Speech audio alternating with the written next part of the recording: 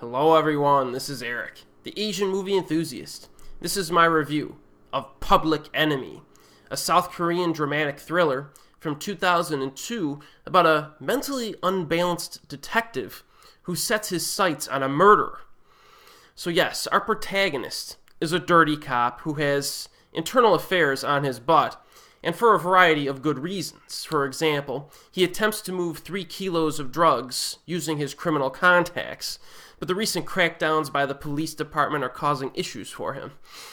Not exactly the most likable character at the start of the film, but he does have a certain tenacity and passion for taking down murderers, so the viewer will at least respect him for that much. Meanwhile, the other main character is a successful businessman who murders people who wrong him or get on his nerves, even if their transgressions are fairly minor, like disrespecting him or just bumping into him or, little things he decides to murder people over. This dude does not take crap from anyone. So you just know at the start of this movie that this hothead cop is going to cross paths with the hothead murderer and stuff's going to go down. So the plot synopsis actually gives you kind of a good idea of what Public Enemy is like as a film.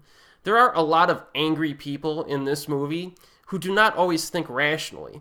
In fact, there's really not much of a focus on gathering evidence to arrest this murderer. It's more of a pissing contest between these two guys. Our protagonist is basically fueled by raw hatred that grows within him for this businessman. This particular aspect is one of the things that makes Public Enemy a little bit more memorable than you might think. We've seen hard-boiled cops and bad guys a million times before in movies, but the characters in this movie are eccentric, and they practically get off on being miserable. They really do.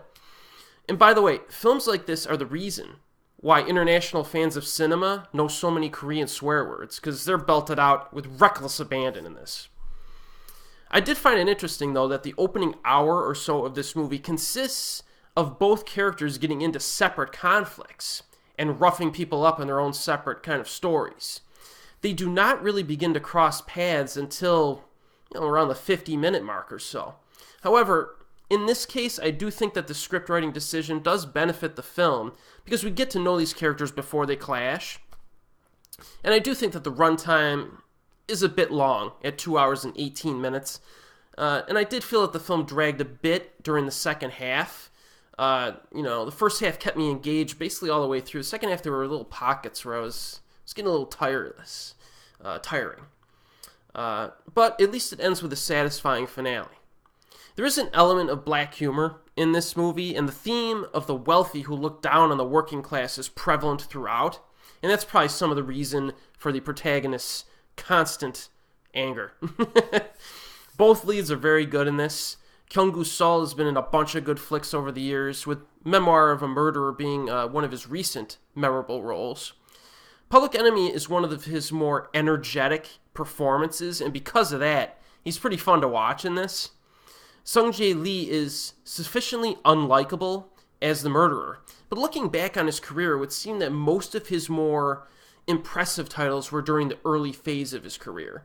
Stuff like Art Museum by the Zoo, Attack the Gas Station, Barking Dogs Never Bite, and Public Enemy. But he's had a pretty good career overall, I would say.